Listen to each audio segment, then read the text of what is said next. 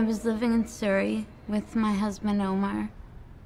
One day he went out to the gas station where we always got our coffee, and there was a man there who claimed he was a Muslim and said that he was looking after his brother's daughter and she had run away.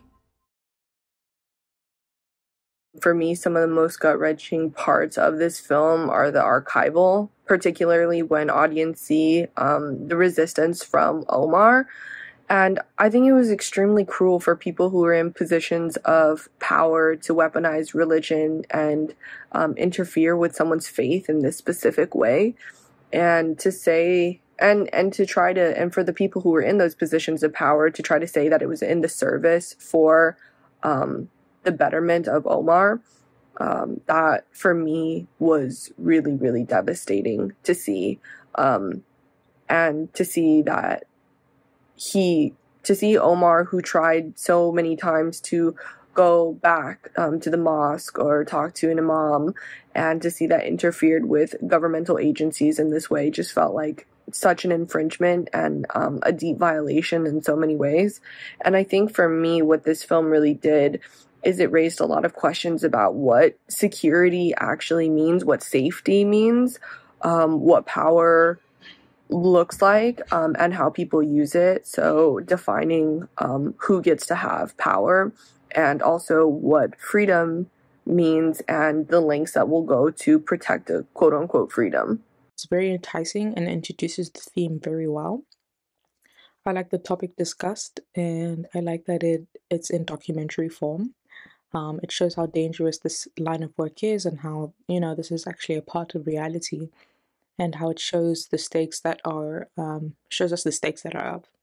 I think this feature brings awareness to civilians who are under threat. I like the shot composition of the interviews. It shows a sense of neutrality and does well to just bring up in an impartial, informative segment of the feature. I like the use of archival footage because it is paramount for this topic, and there are there's some really great almost personal archival footage used. I like how they were able to get interviews from the victims. I think that this really enriches the story. I think this is about revealing the corruption and power-hungry control of our government. We're always to think it's Democrats versus Republican, but never the people versus the government. We are warned time after time that the enemy is the government, and we kind of bat an eye to it. To think it's always been the Axis powers versus the Allied forces throughout history. But if we look at it in a history point of view, America, Canada, maybe even Britain have been trying to conquer and control so many territories by throwing these spies in they hired.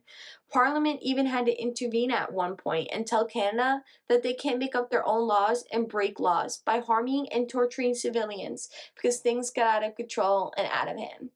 I like how we see the live footage in the cab from one of the interviewers who was a cab driver when he starts talking to the spy who is trying to radicalize him. We see time after time in each clip the man keep manipulating his emotions and acting like he's genuine and real and can save them. It really makes the victim strong to not give in by the end. It dives into the dark side of Canada and its intel of creating a manipulative space in order to create this need for reinforcements. This perspective comes from those who were manipulated by undercover task agents to create a terrorist conflict similar to the Boston bombings. This documentary has themes of government manipulation, police brutality, racism, ultimately the dissolving of the term environmentalists and the creation of eco-terrorists. This documentary dives into the history of systemic racism behind the RCMP. This was an attack on Indigenous people then, and the case hasn't changed that much in the present. As it's mentioned within the documentary, if you've attended one of these protests, chances are they have a file on you. This documentary does a good job at breaking down the details of this couple being taken advantage of at a time that was really challenging for them. At times, it makes it as if they're presenting evidence through bits of footage that we are given, and ultimately, they are left defending their case. For they've spent time in prison for these malicious acts that they were manipulated into and feared they were forced to do. This dives into historical terrorist events such as 9/11 and the way Muslims have been treated in a post world. And they state that this happened to them and it's happening to someone now. And how could anyone be chosen to be set up to take the downfall, or worse, convinced to actually carry out these evil, heinous acts? Sparkling interest in learning more about the claims they are making throughout the film. They are brave, though, in trying to expose this. I'm not sure I was convinced of them being victims in this situation. It is definitely scary to think about what's going on.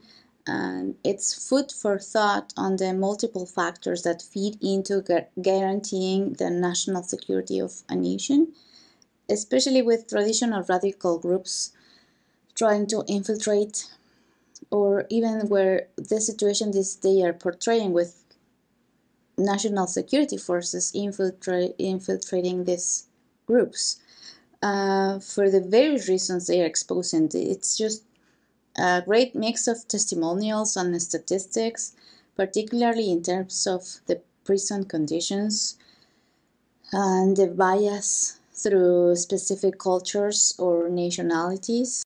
I really like the fact that here we see in Canada, after 9/11, there's been more and more undercover agents, but police officers undercover that do not actually work for the good of the nation, but they actually end up being corrupted, or if not corrupted, there is a system behind that uses these police officers undercover. They are part of the system that, as the title suggests, manufacture the threats. So here in particular, we see this specific episode where this impoverished couple, this weak couple, has been forced into committing a terrorist bombing by undercover agents. But we see how the world is not safe anywhere, because the people who are supposed to protect you might be the ones actually creating the threat, like in this case. So then they have once they manufacture threats, etc., they can use the power of the fear, the fear that people feel can be used then to help the government to achieve what they want to do. I think this is a very powerful documentary with a lot of insights. I really enjoyed the mix between narration and B-rolls, etc., and how the film went there. With an incredible amount of access and footage, including interviews with the two main people that were involved in the incident, I thought was really, really amazing. And to slowly kind of be walking us through that specific incident, while at the same time, kind of almost taking breaks, but going back and explaining the larger issue, while also having this very, very specific example that underlines their whole point, I thought was really, really effective in terms of storytelling, but also really conveying a message to the audience. And I really enjoyed it. I thought that it was really, like I said, it was really thorough. It was really well done.